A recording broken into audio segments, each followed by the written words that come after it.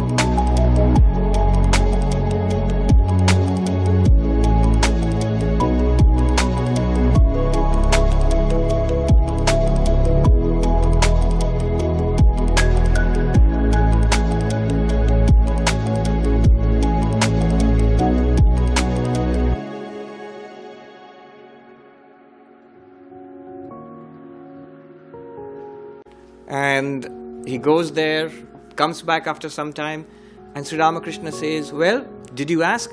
He said, yes, when I went there, it was a living presence. But did you ask for money? He said, no, I could not. I asked for knowledge and devotion and dispassion for worldliness. To show me the difference between the real and the unreal, Viveka, from which his name comes, Vivekananda. And Sri Ramakrishna was, well, that's all right, but did you ask for money? How foolish, go and ask for money. There's still yet time. And so he sends Narendranath back again. We know the story. He goes, and the second time comes back, and the same thing is repeated. And Sri Ramakrishna says, but you should ask, you wanted money, you should ask for money, go again. Third time, Narendranath is sent back to the temple. Again, he comes back overwhelmed by a living presence of the mother and couldn't ask for money. And of course, this is what Sri Ramakrishna wanted. But, and Narendranath also realized that I understand now this is your play. You are doing this on purpose.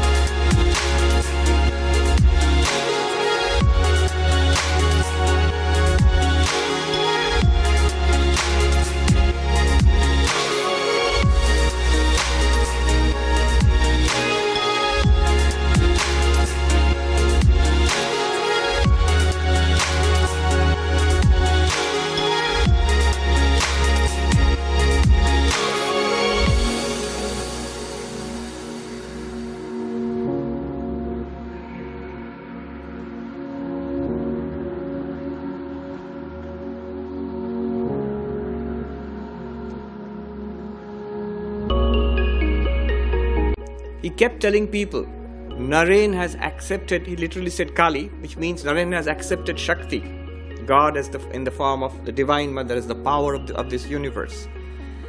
Isn't it great? And people, I think, I sort of construe it in my mind, they must have been a little puzzled, because what exactly is Kali and what's the significance of Narendranath accepting Kali? It's not very clear to us, but as long as Sri Ramakrishna is happy, must be a good thing. So I guess they all said, yes, it's great.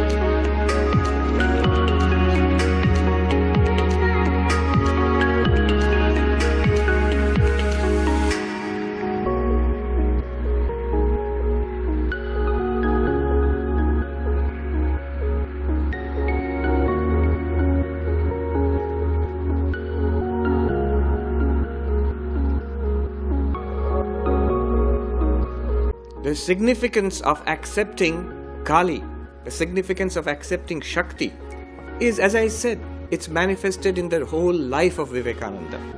He said that she made me a slave. He didn't want to do this work. Sri Ramakrishna said, your very bones will make you do this work. This is the whole plan of the Divine Mother. In fact, later Swami Vivekananda would say that I am convinced of it, that Kali had worked up the body of Sri Ramakrishna for this. These are his words. Had worked up the body of Sri Ramakrishna for her purposes. So it was the divine play of the Divine Mother.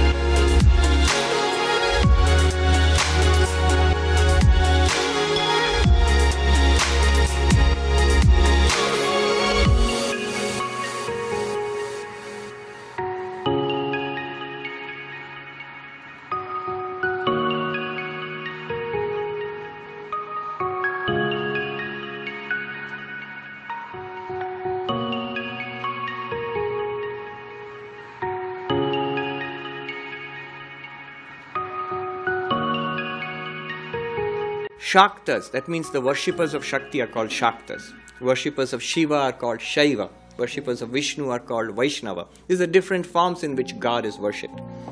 Shaktas worship the universal energy as Mother, the sweetest name they know. Mother is the first manifestation of power and is considered a higher idea than Father. This is the second thing he says. With the name of Mother comes the idea of Shakti, divine energy and omnipotence. Just as the baby believes its mother to be all-powerful, able to do anything.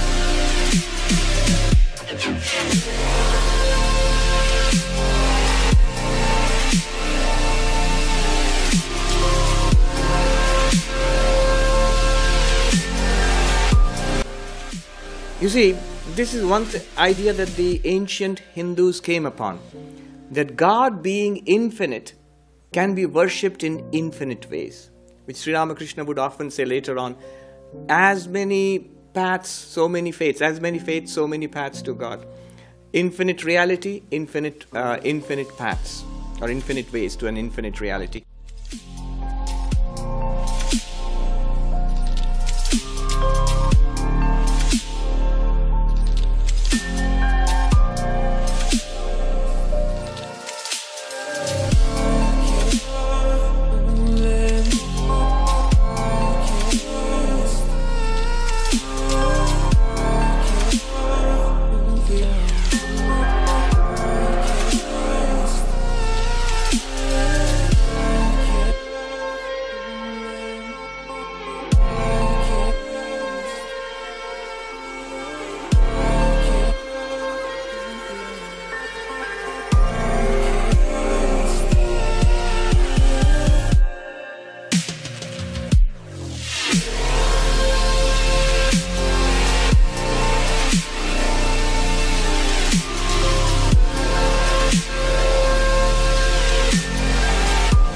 I say to them, look, Hinduism is so diverse that whatever you say about Hinduism is both true and false.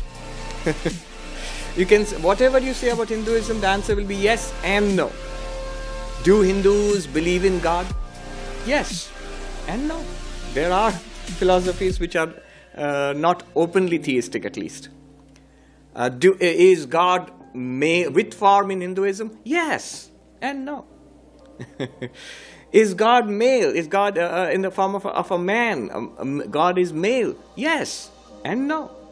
God can be female also. God can be in the form of... It's a very powerful tradition in ancient India to worship God as mother. And the whole idea was that, in Vivekananda's words, in spiritual life, we try to divinize our human relationships. That is to see God in everybody, in all human beings, in all beings. And to humanize our divine relationship. Your relationship to God is humanized. Humanized means you have a relationship of father or mother or child. God is your child. Which is why the baby Krishna or the baby Jesus is worshipped. Or lover, or friend, or a peaceful, impersonal principle in non-dual Vedanta, for example. So all these relationships are possible.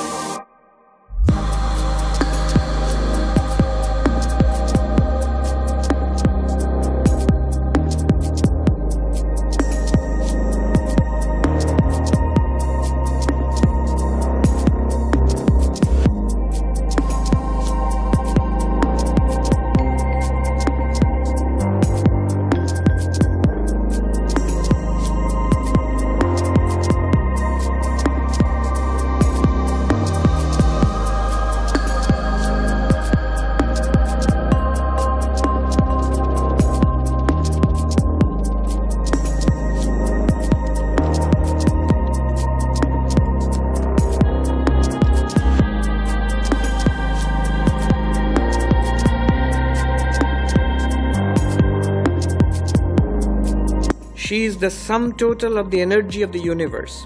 Every manifestation of power in the universe is Mother. She is life, she is intelligence, she is love, she is in the universe, yet separate from it.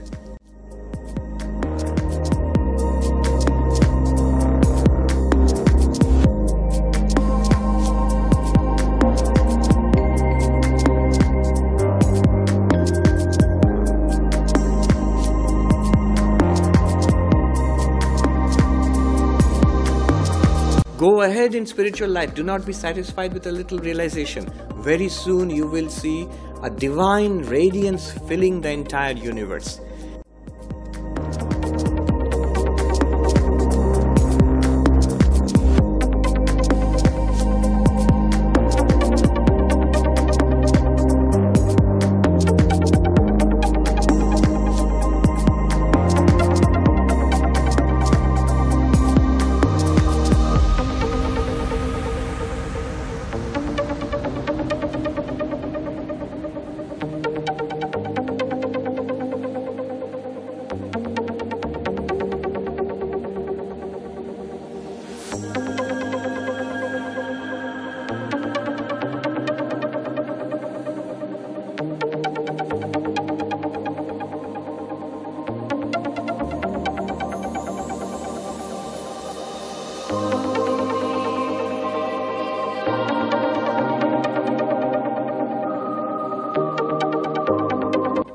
that as our own reality is this witness consciousness, not body, not mind, the witness of body and mind, similarly, the God of the universe, the reality of the God of the universe is that what Meister Eckhart called the ground of God, existence, pure being, pure awareness. That's what Advaita moves towards. It's the highest conclusion of the Upanishads. But somehow you get the feeling it tends to leave religion and theism and the personal loving God, relationship with God, it tends to leave them all behind. That's the sense you get. And does not make much of the personal God. Whereas here Swami Vivekananda says, she is a person. So God is a person also. Sri Ramakrishna related to the Divine Mother as mother, like you would go to your own mother and talk to her. He would actually talk to God. And he would, when somebody was skeptical, he would say, but she talks to me. Kotha kohe je. And Narendranath, of course, was a skeptic. He'd said, oh, that it happens like that. If you think too much about something, you start seeing these things, So, but she's a person. You can relate to God as a person, the personal God.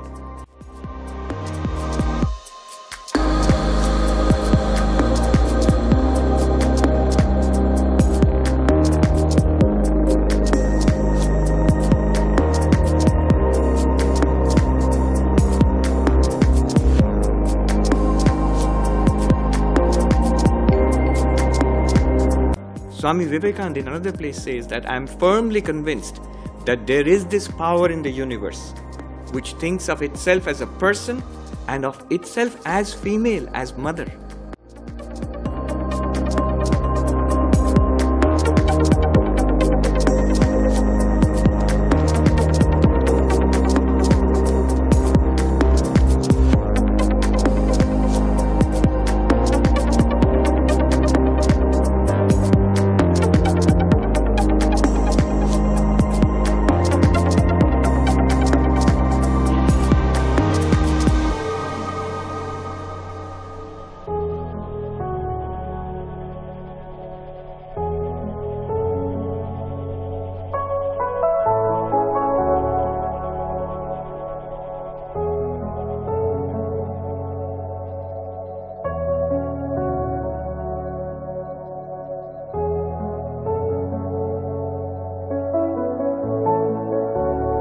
Holy Mother is to say, if you have nobody in this world, know for sure that you have a mother.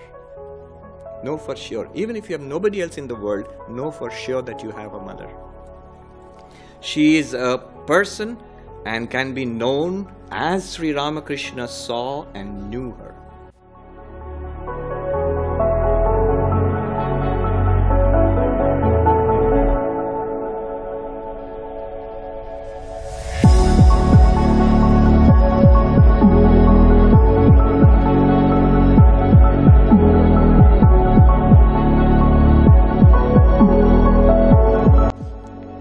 Established in the idea of mother, we can do anything. She quickly answers prayer.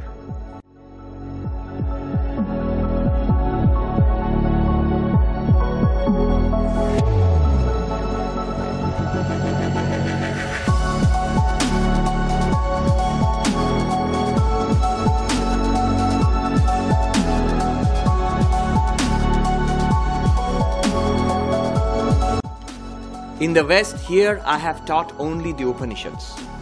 There is enough in the Upanishads for the liberation of humanity. If you want moksha, liberation, enlightenment, freedom, salvation, whatever you wanted, Vedanta can give it to you. Non-dual Vedanta can give it to you, and that's enough. But then Swami Vivekananda said, Kali worship is my special fad. It's a secret that shall die with me. It's not something that I'm teaching openly, but he mentioned that if you want to do something in the world, you need the blessings of Shakti, or you need the blessings of Kali. So he had a mission to fulfill in the world. That's why this connection with Kali. Otherwise, non-dual Vedanta for your individual freedom is enough.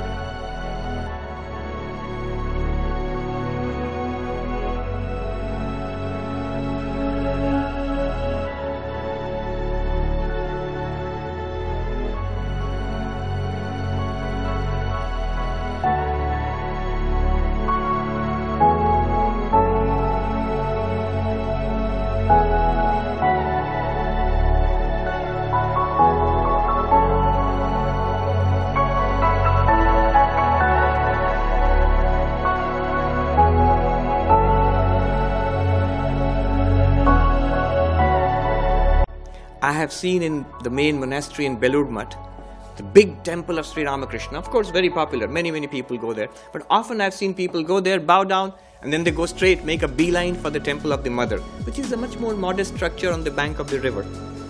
And there people I have seen, they sit there and meditate and cry and weep.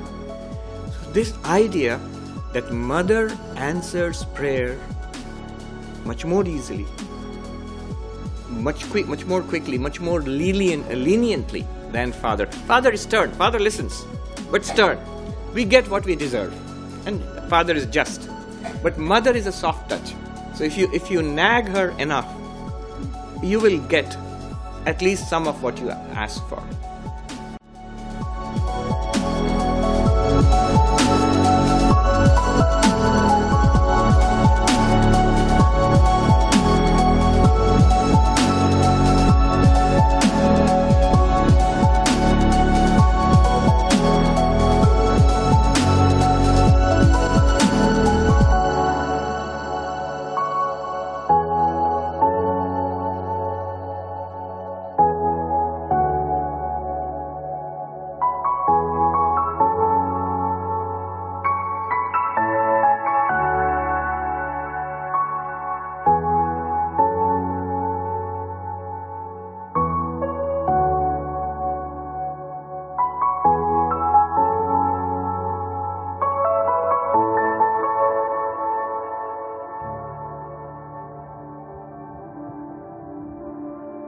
In Advaita Vedanta, one tendency you might have noticed is, here is this world, it's an appearance. Here is the body, I am not the body. Here is prana, life, it's an object, an experience, I am not it, I am the witness of that. Here is mind and intelligence, I am not it, I am the witness of that.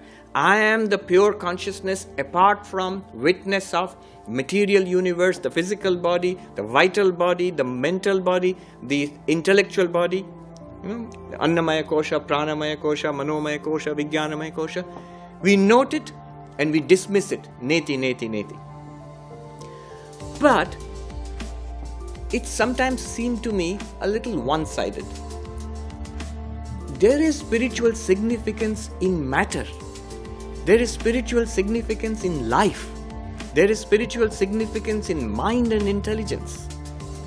This is what the path of Shakti emphasizes. Don't dismiss it casually. See God in those things also.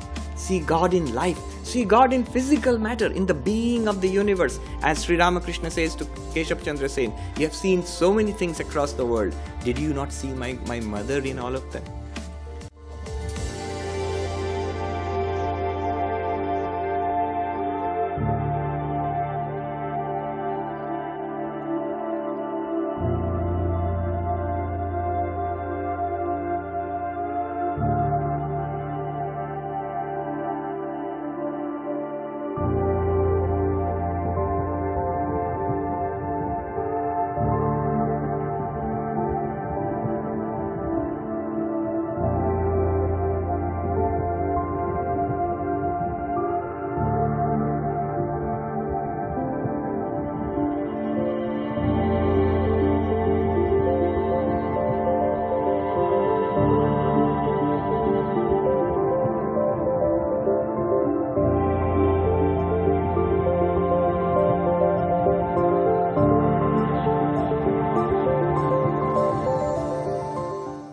She can show herself to us in any form at any moment. Divine Mother can have form, rupa, and name, nama, or name without form.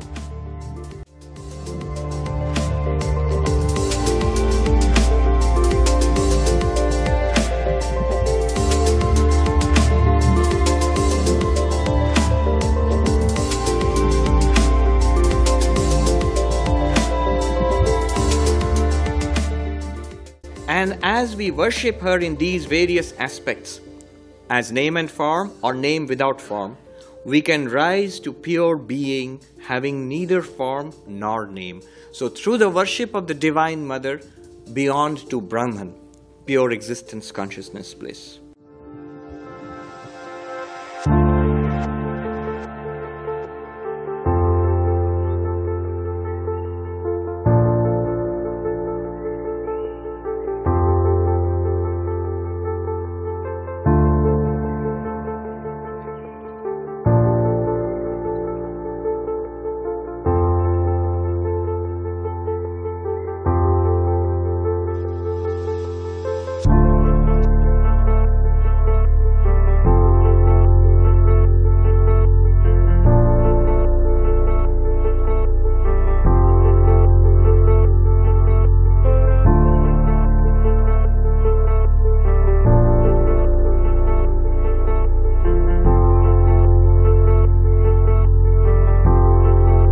sum total of all the cells in an organism is one person, so each soul is like one cell and the sum of them is God, and beyond that is the Absolute.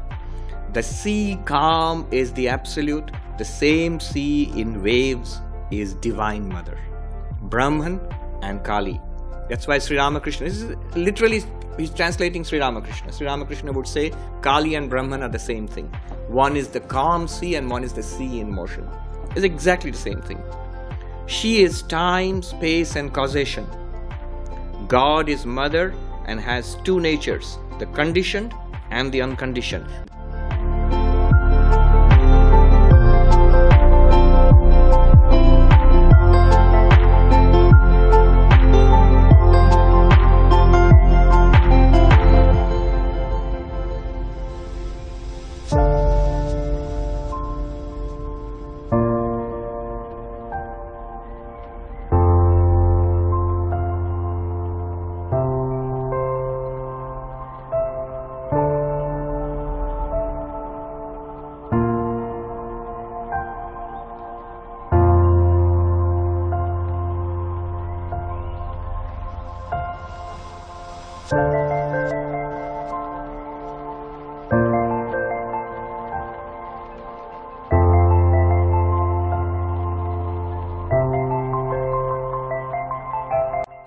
What the Swami said at the beginning of the chant, the four salutations, Namastasya, Namastasya, Namastasya and Namo Nama, the four salutations.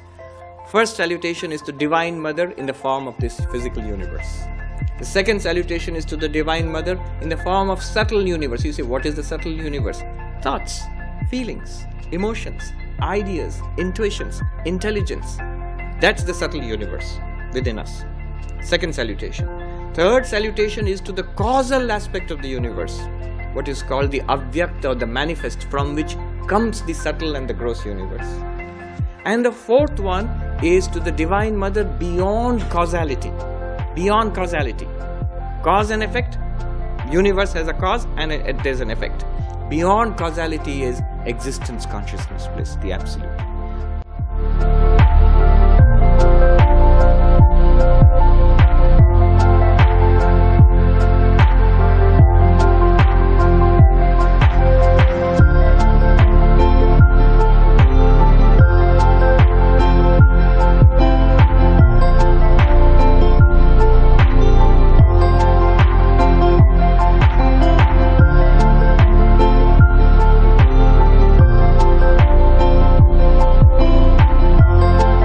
And the universe is none other than Divine Mother. And individual beings like us, we are also actually one with the Divine Mother. And as the unconditioned, she is unknowable and unknown. Out of the unconditioned came the Trinity, God, nature and soul, the triangle of existence. This is the Vishishtadvaitist idea.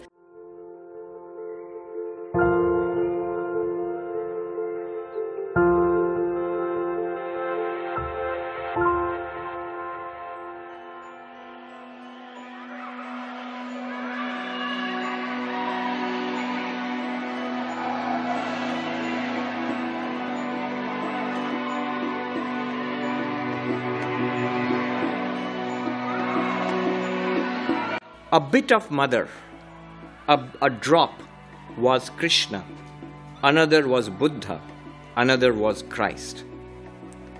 So this is the whole mystery of the incarnation of God. God coming as avatar.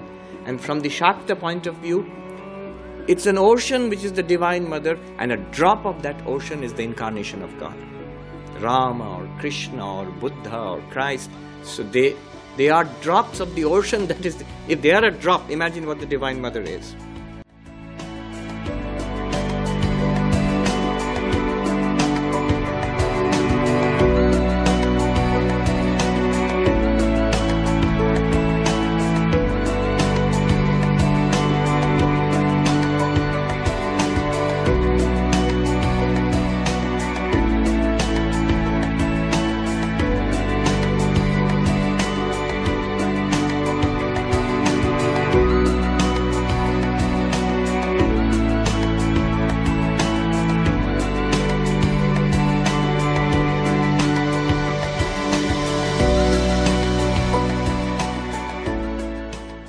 in Advaita Vedanta, non-dual Vedanta, where we are all Brahman.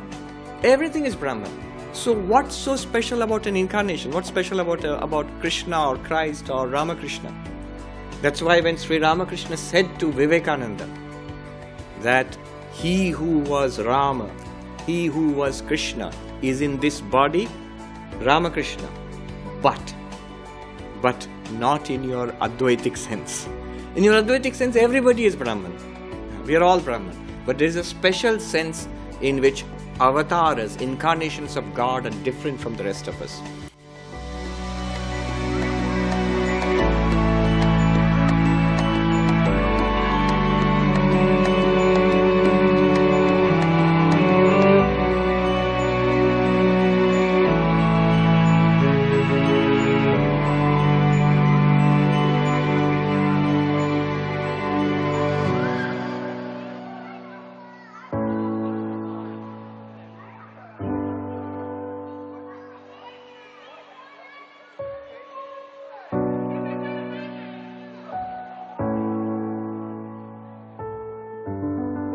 Nature has two kinds of products, two kinds of creation.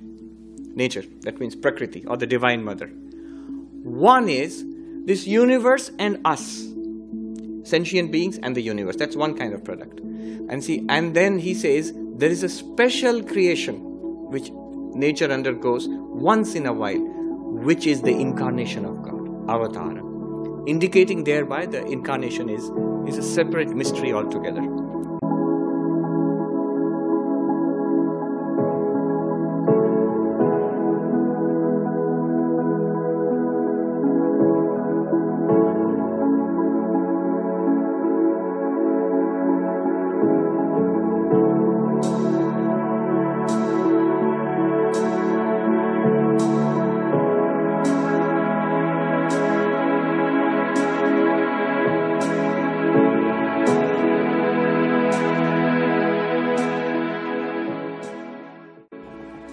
The worship of even one spark of the mother in our earthly mother leads to greatness. Worship her if you want love and wisdom.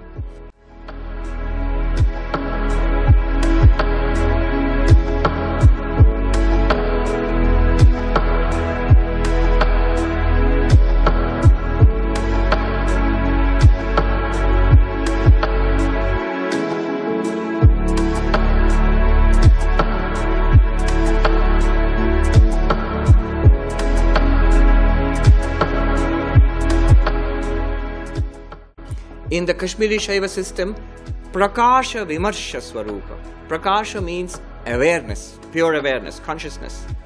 Vimarsha is an interesting term that they use, which is not used in Advaita. Vimarsha means this pure consciousness, which is Shiva, is aware of itself, self-aware. Not just illumining everything, as in Advaita Vedanta, but also reflexively aware, I am Shiva. I am the limitless Shiva. This self-awareness is called Vimarsha. Prakasha Vimarsha. So this is the essential nature of Kashmiri Shaivism. It's a vast and complicated system. If you think Vedanta is difficult, try reading Kashmiri Shaivism.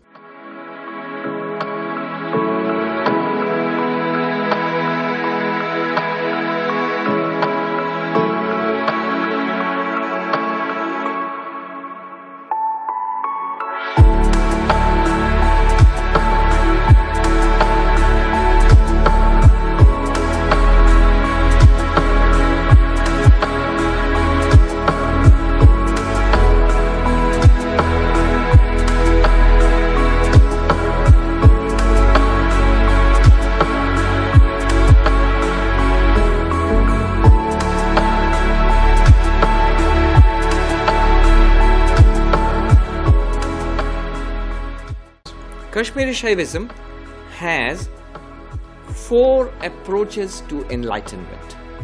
4 approaches to enlightenment. The highest, it's hierarchical. The highest is called no path, Anupaya. No method. So that you don't talk about, you cannot talk about that. What that means is sometimes people spontaneously awaken. There are cases like that. But you can't wait around for that. When am I going to awaken spontaneously? That is very rare. So that is called anupaya, that is set aside. There's nothing to talk about there anyway. By the great grace of God or Guru, one may awaken, but that's different. So the highest method they talk about, their central text is called Shiva Sutras, the Sutras of Shiva. In that, the three other ways they talk about are the Shambhava Upaya, which is the way of Shiva. Shambhu is one of the names of Shiva. So Shambhava Upaya, the way of Shiva. Shakta Upaya, the way of Shakti or the Divine Mother. And the third one is called Anva Upaya, the way of the individual sentient being, us.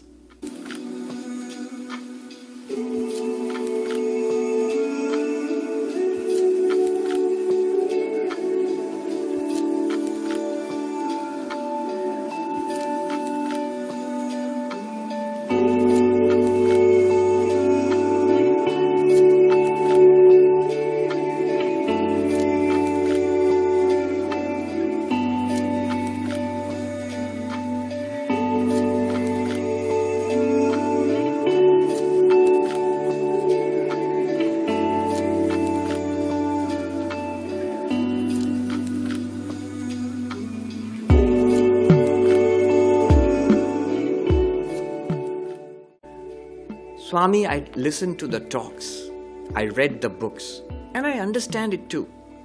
But what do I do now? What's next? This is one form of the question. The other form of the question is, I understand what you are saying, Swami, but my life is not changing. I'm still suffering. I'm still the same person. How do I realize this? If you ask that question, then Advaita Vedanta has not worked for you. You're not even supposed to ask that question. The pointers are supposed to be enough for us to awaken.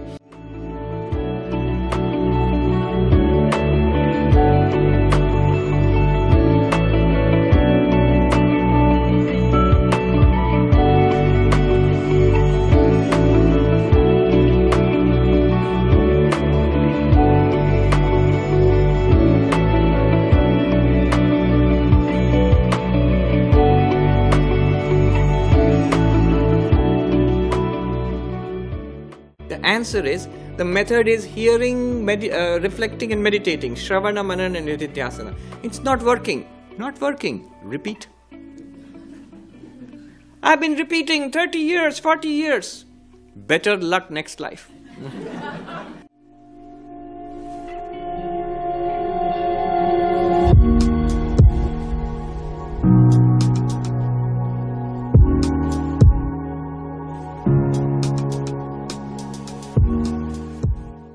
Remember, the truth is not complicated. We are complicated.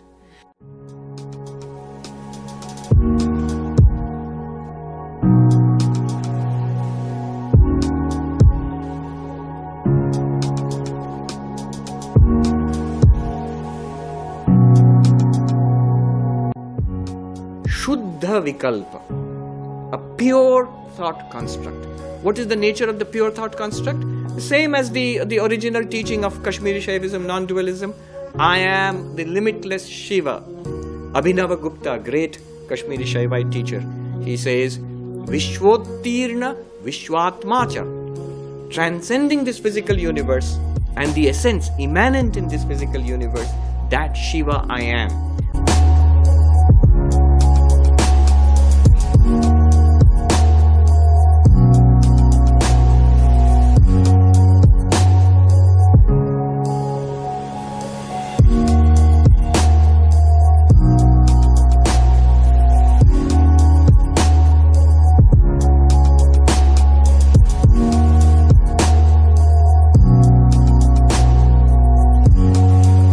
Abhinava Gupta gives a classic example. He says, you might as well ask a pot kept out in the bright sunlight. Ask the pot, illumine the sun.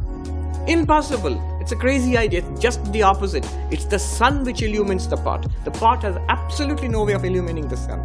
And neither is it necessary to. Similarly, to say, the mind can capture my ultimate reality, Shiva, won't work. Then what will this Shuddha Vikalpa do? What is the purpose of this practice?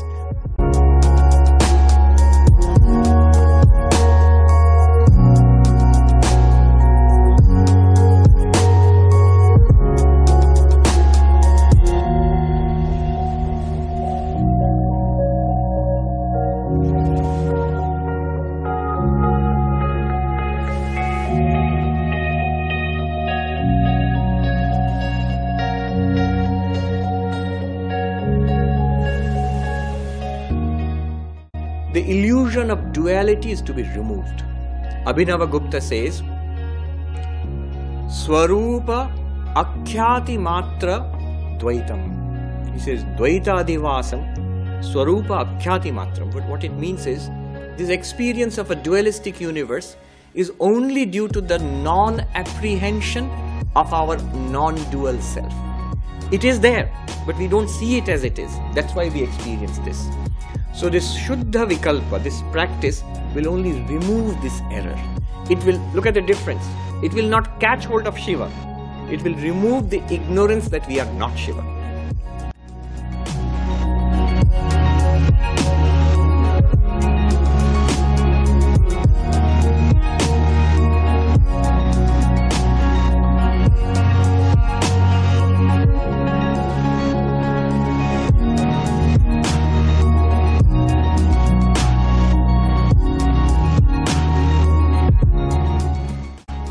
Mantra Shakti, number one, the power of the mantra.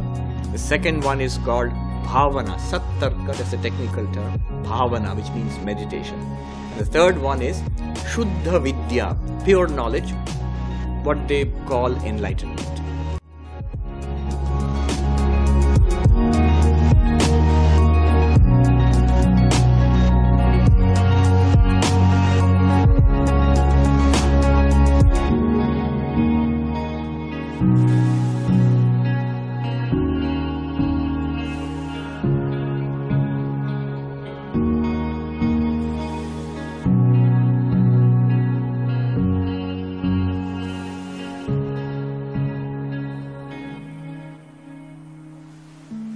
Whatever you experience is called Rupa.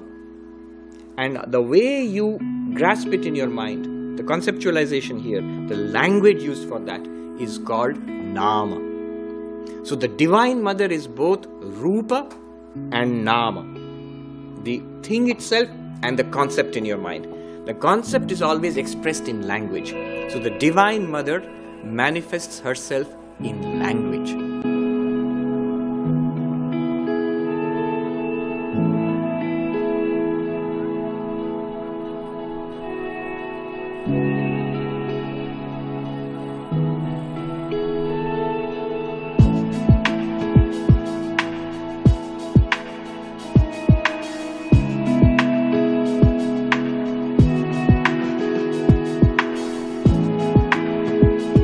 Sanskrit alphabet is called Matrika.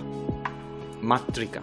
So this Matrika is none other than the Divine Mother, none other than Shakti, manifested as language. And language expresses or enables us to experience the universe of forms.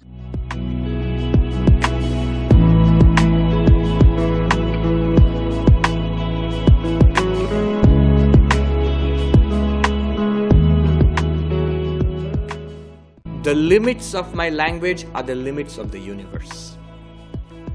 Universe and language, name and form, they go together.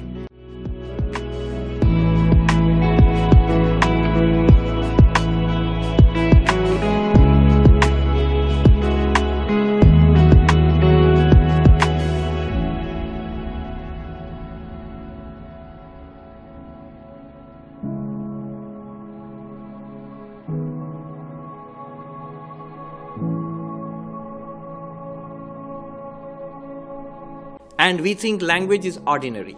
This ordinary language ties us to this ordinary world. We do not see the divinity in either of them. What the Mantra Shakti does is, it says that language is divine. And to see the divinity in language, to use the divinity inherent, divine power, Shakti inherent in the very letters. Each letter has a divine Shakti inherent in it. So mantras are generated out of these letters. And the entirety of the Sanskrit alphabet, it means that I am that limitless consciousness.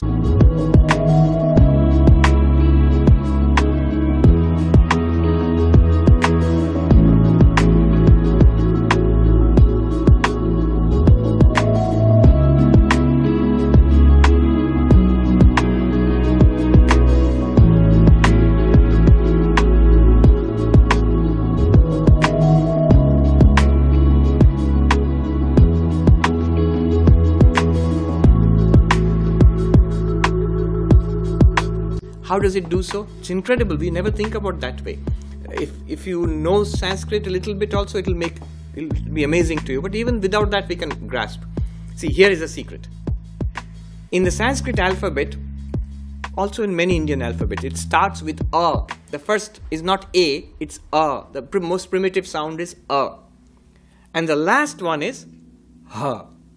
If you see the whole alphabet, it starts with A and ends with H.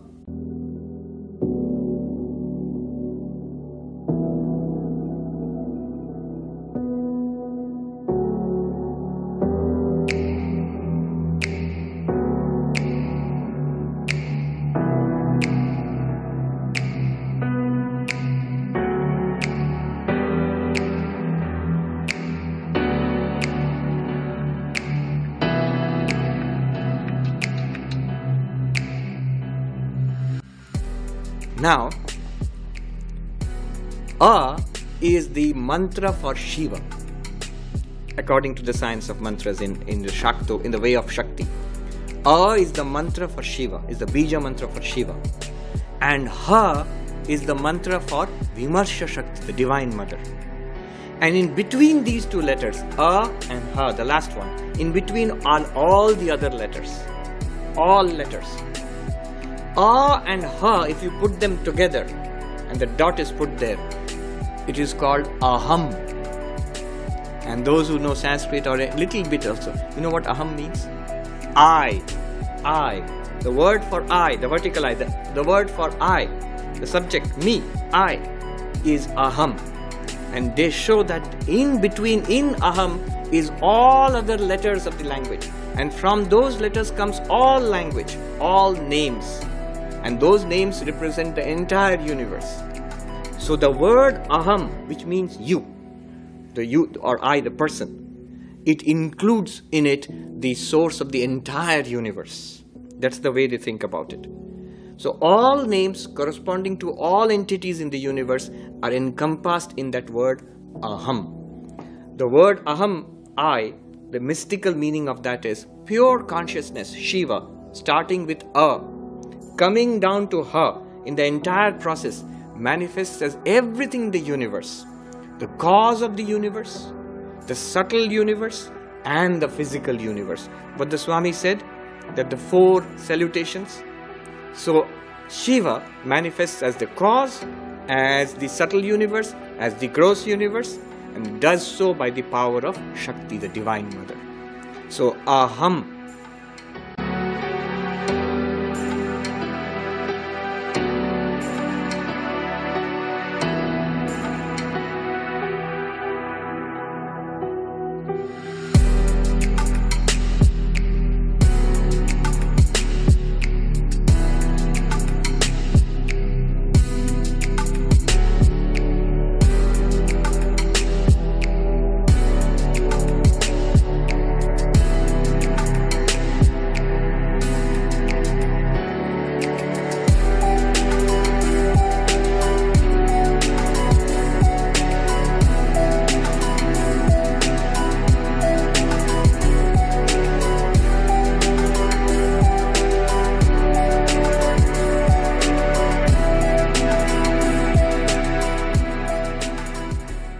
Using language in its ordinary sense traps us in samsara.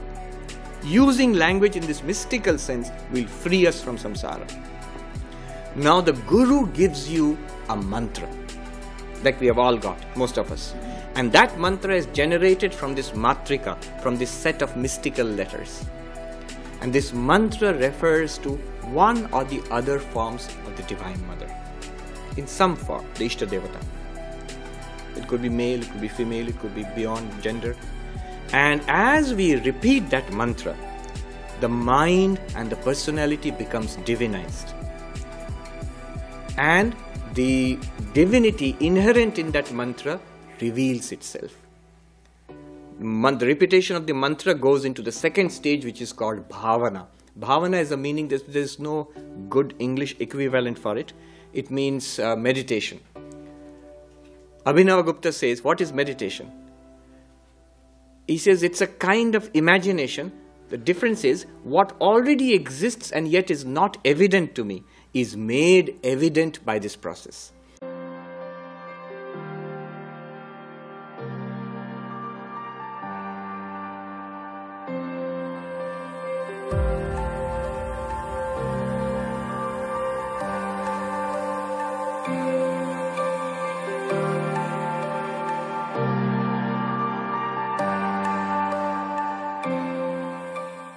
Shuddha Vidya, the third aspect of the practice. And then what happens is the difference between knower, known and known and knowledge, knower, known and knowledge, it disappears into one uniform awareness. That is the realization of I am Shiva, or in Advaita Vedanta, Aham Brahmasmi.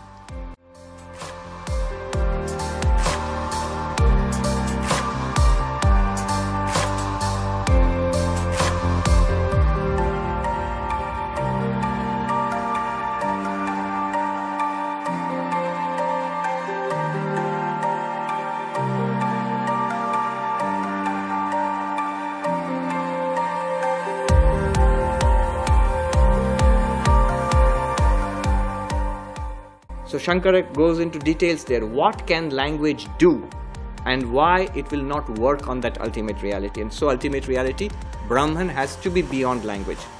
But then also, the problem remains, if the ultimate reality is beyond language, what are the scriptures, Upanishads, Vedas or any scriptures? They are language.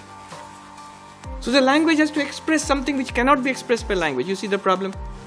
And so the various strategies adopted by Advaita Vedanta, non-dual Vedanta, to express something which cannot be expressed by language. You would think, how can they do that? Oh, there are ways of getting around it. For example, we all know about neti neti, not this, not this. What is neti neti? If I cannot speak about it, I can at least say what it is not.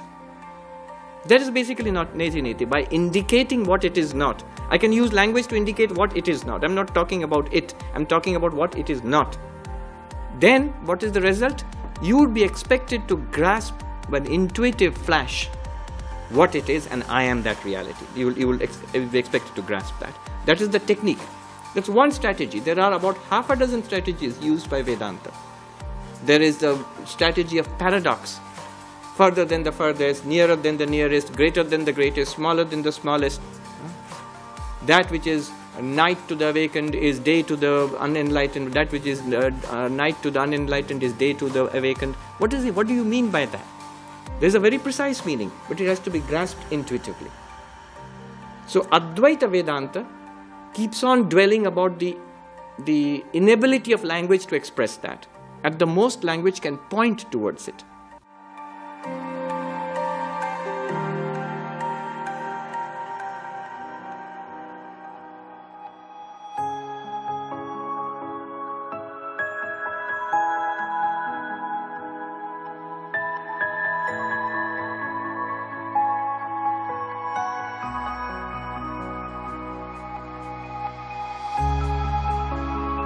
Can language help us to grasp that ultimate reality? Actually, no. The role that language serves here is negative. It removes the delusion of duality. And the reality, Shiva, shines forth.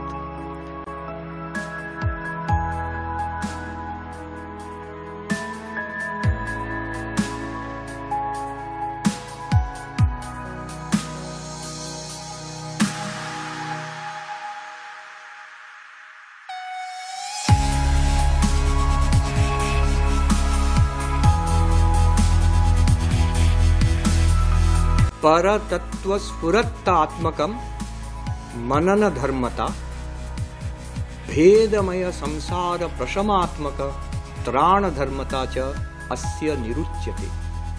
Mantra is said to be have these two characteristics. One is, by contemplating it, the reality, paratattva, the ultimate reality, spuratta, it shines forth, it is revealed to us. And the other quality of mantra is Bhedamaya Samsara Prashamana. This world of fractured universe we live in, universe of limitations and dualities, this ceases. This is quietened. Prashamana means it's quietened. This is the meaning of mantra. Very, very, very powerful meaning.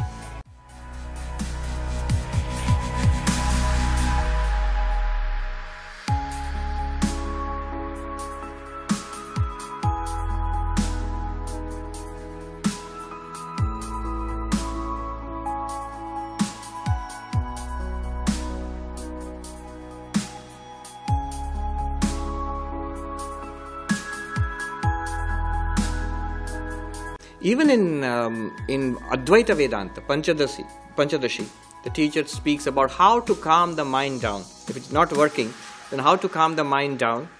Dirgha Pranava Ucharana. In one of the chapters in Panchadashi, he says, a prolonged chanting of Om. If you repeat it for a pretty long time, it calms down the mind. So there is a practice of mantra without the form, just the language itself, the mystic syllables. And there is a practice of mantra with the form also.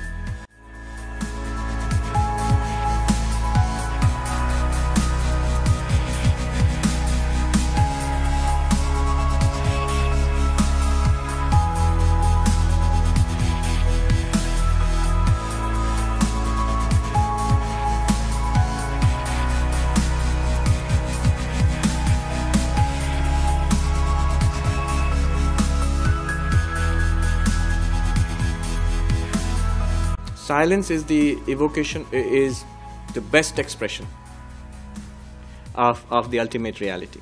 But the problem is, if you keep silent, if the scriptures were not written and the gurus all kept silent and we didn't have Sunday talks and the Swami stood there and kept silent, first time you might think it's very profound, but very soon you'd stop coming. Yes. So one step below silence is the mantra. And one step below the mantra is the talk, is a lecture.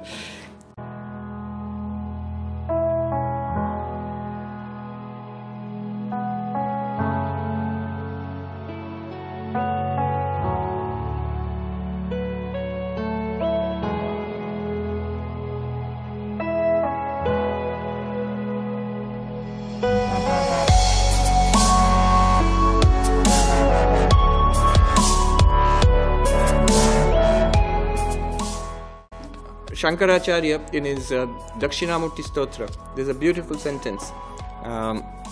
Maunam Vyakhyanam Shishyastu Chinna Samshaya. The Guru teaches in silence. The teaching is in silence, and the doubts of the disciples are dispelled. This you see in the presence of great teachers. Sometimes you come with a question, and you find sometimes the teacher is talking about exactly your question, or you're sitting in silence with the teacher, and after some time the question dissolves.